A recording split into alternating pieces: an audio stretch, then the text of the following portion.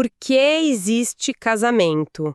Ou, sei lá, por que a gente pune crimes? Se alguém para pra pensar, a resposta parece meio óbvia, né? Sim, a resposta que vem na hora é porque são coisas úteis. Exato. O casamento organiza a família, a punição mantém a ordem. Simples. É o que a gente pode chamar de uma explicação de senso comum. As coisas existem porque elas servem para alguma coisa. Isso. Mas, e se essa lógica estiver completamente errada? Hoje, a gente vai analisar uma ideia que é, assim, um plot twist para ciências sociais. E a fonte é um clássico, né? Um clássico. Um capítulo de As Regras do Método Sociológico, do Émile Durkheim. E a nossa missão aqui é seguir o raciocínio dele, que é quase o de um detetive, sabe? Gosto dessa analogia. Ele olha para a sociedade e vê um monte de suspeitos para explicar por que as coisas são como são, a utilidade, a psicologia, os desejos humanos. E ele vai, um por um, descartando todos até chegar num culpado que ninguém esperava. E o argumento central dele, que é o que a gente vai desvendar aqui, é radical. Ele diz que para entender um fato social, você precisa separar, radicalmente, a causa que o gerou da função que ele tem hoje. E para ele misturar as duas coisas é o erro original, né? É o maior erro. É o que impede a gente de entender como a sociedade funciona de verdade. Certo, então vamos começar essa investigação. O primeiro suspeito de Durkheim é justamente esse que a gente falou, a utilidade. Os sociólogos da época dele diziam, o Estado existe porque a cooperação militar é útil. Ou as pessoas vivem em sociedade porque colaborar tem vantagens. Parece fazer todo sentido. Parece, mas aí o Durkheim vem e joga um balde de água fria.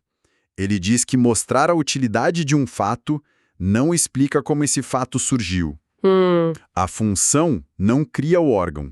O fato de que seria muito útil para a gente ter asas não faz com que de repente comecem a crescer asas nas nossas costas. O desejo por uma coisa não tem o poder mágico de fazer ela aparecer do nada. Exato, de fazer ela aparecer. Peraí, mas então a necessidade de respirar não explica por que a gente tem pulmões. Isso soa meio estranho. Não diretamente, é uma ótima pergunta. A necessidade de processar oxigênio é a pressão seletiva. É o ambiente no qual uma mutação que levou a um pulmão primitivo se tornou vantajosa e aí sim se manteve. Entendi. Mas a causa do pulmão foi uma série de acidentes biológicos, sabe? Mutações. A função, que é respirar, veio depois e garantiu que aquela estrutura continuasse existindo. Certo, então a causa é o evento que cria. E a função é o serviço que justifica a manutenção. São dois processos diferentes. Exatamente. A necessidade é o porquê a gente precisa de uma solução. Mas a causa é o como essa solução foi construída. São coisas distintas. Faz sentido. E o exemplo que ele usa é muito prático. Imagina uma comunidade onde os laços familiares estão fracos. Não adianta fazer uma campanha mostrando para todo mundo as vantagens de ter uma família unida. Não, isso não ia funcionar. Não vai magicamente recriar os laços. Você precisa agir nas causas que levaram ao enfraquecimento. Talvez a economia, a urbanização. A função não cria a coisa. E aqui o argumento dele fica ainda mais forte. Ele diz que, às vezes, um fato social existe e não serve para nada. Exato. Continua ali só por inércia. Só por hábito. São as sobrevivências sociais. É como a minha avó, que insistia em bater no lado do controle remoto quando a pilha acabava. Todo mundo já fez isso. A utilidade disso, se é que um dia existiu, já se foi, né? Mas o hábito, o costume ficou. A sociedade é cheia desses controles remotos que a gente continua batendo sem saber por quê. Nossa, e o outro ponto dele é ainda mais maluco. Ele diz que uma mesma instituição pode mudar completamente de função com o tempo, sem mudar sua forma. Essa ideia é genial. Ele dá o exemplo de uma regra do direito romano. O pai é aquele que o casamento aponta. Ok. Na Roma Antiga, essa regra existia para proteger o direito de propriedade do pai sobre os filhos. O filho era legalmente um bem do patriarca. Certo, uma lógica bem diferente da nossa. Totalmente. Agora, avança aí alguns milhares de anos. Essa mesmíssima regra existe nos nossos códigos civis hoje. A frase é quase idêntica. Come, a herança. Uau! Então a mesma regra É como um software rodando em hardwares sociais completamente diferentes. Perfeito. Na Roma antiga, o sistema operacional era, sei lá, patriarcado, propriedade, e o software protegia o pai.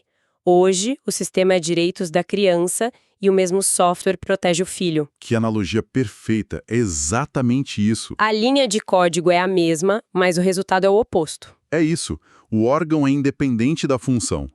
Por isso, olhar só para a função atual de algo para explicar a sua origem é um erro. Você está olhando para a foto de hoje e tentando adivinhar como era o bebê, sabe? E o bebê pode não ter nada a ver. Ok, primeiro suspeito, eliminado. A utilidade não é a causa. Isso leva Durkheim à sua primeira grande regra de investigação, então. Que é, pesquise a causa e a função separadamente. E ele ainda diz que a ordem importa. Primeiro a causa. Por quê? E a razão para isso é fascinante. Ele diz que a causa e a função, apesar de distintas, estão ligadas.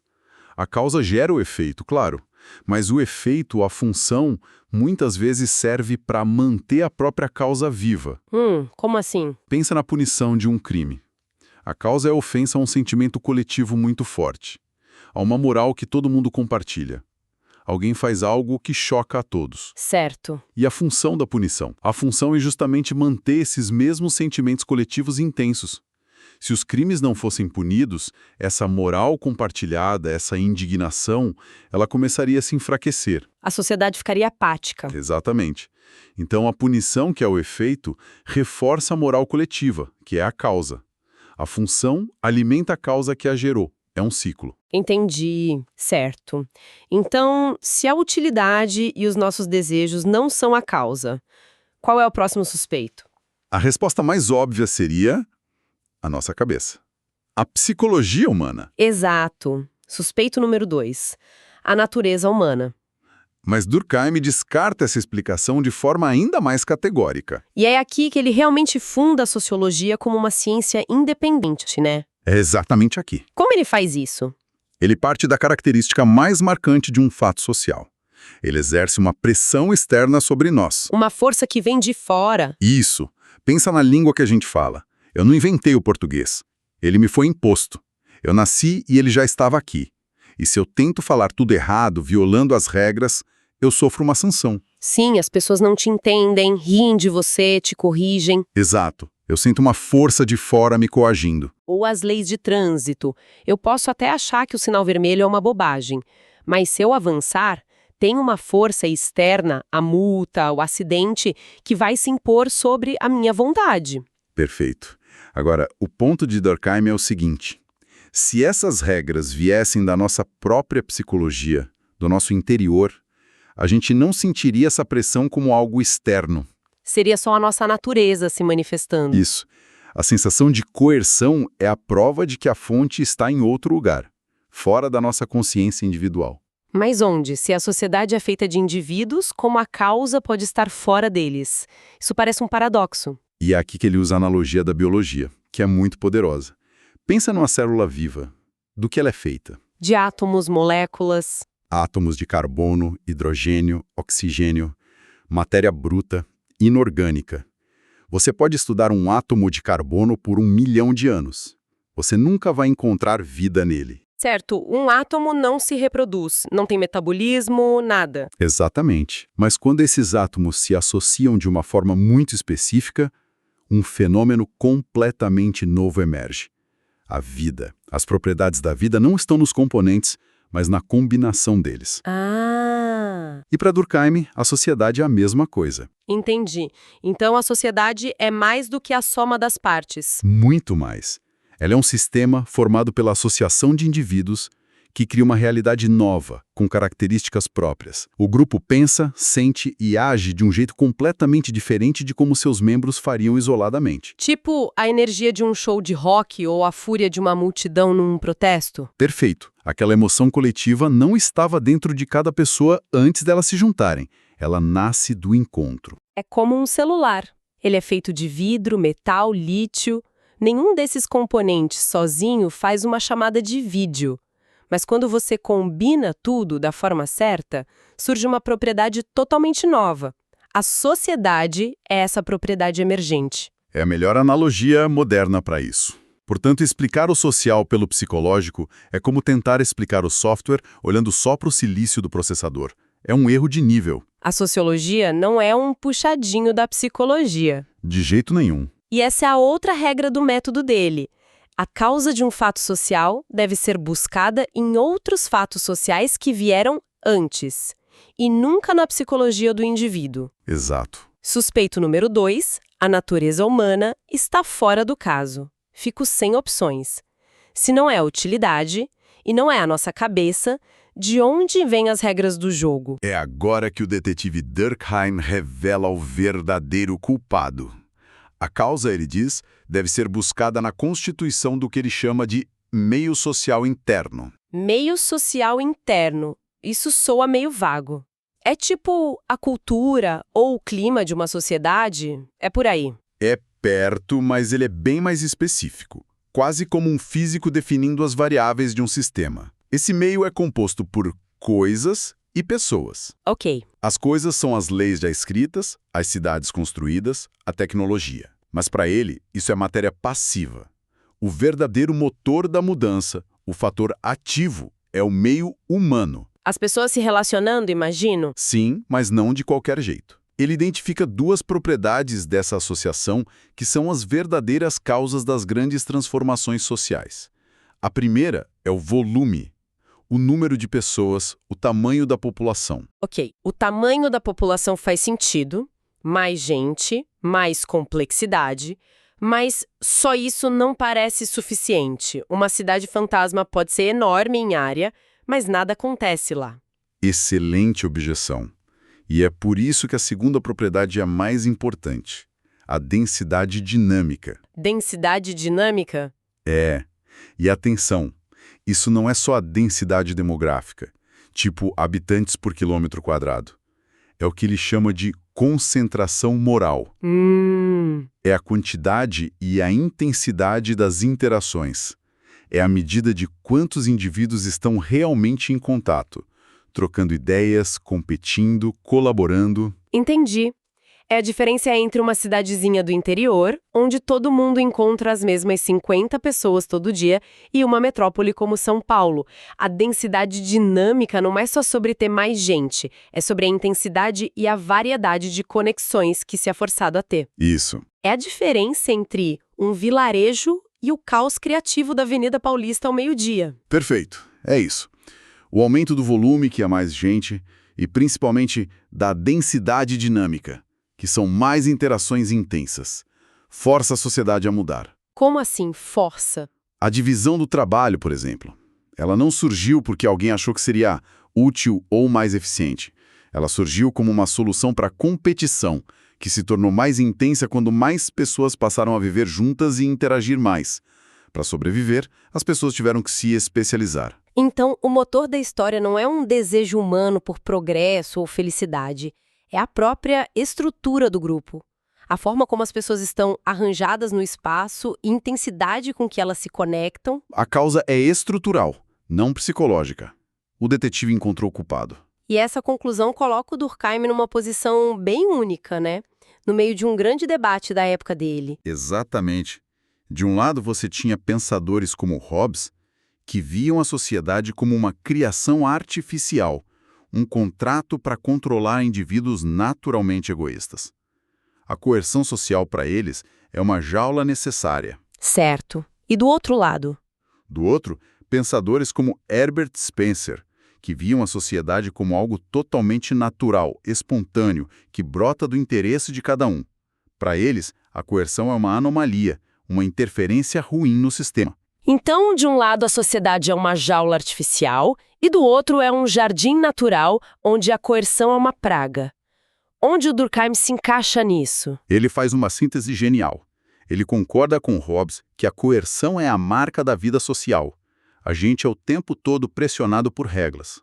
Mas, e aqui está o pulo do gato, ele diz que essa coerção não é artificial, ela é uma força da natureza, que emerge da vida em grupo. A sociedade é uma realidade natural, sui generis, de um tipo próprio, que é superior ao indivíduo. Ou seja, a gente não obedece às regras sociais porque assinou um contrato ou porque foi enganado. Não. A gente obedece porque depende dessa força maior para existir. É como a gravidade.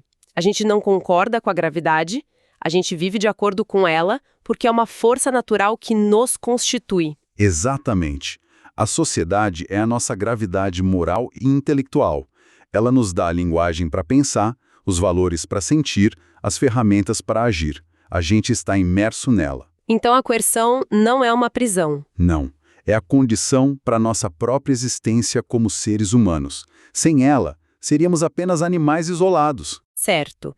Vamos recapitular essa investigação toda. A gente começou querendo saber por que as coisas na sociedade existem. E o primeiro suspeito, a utilidade, foi descartado.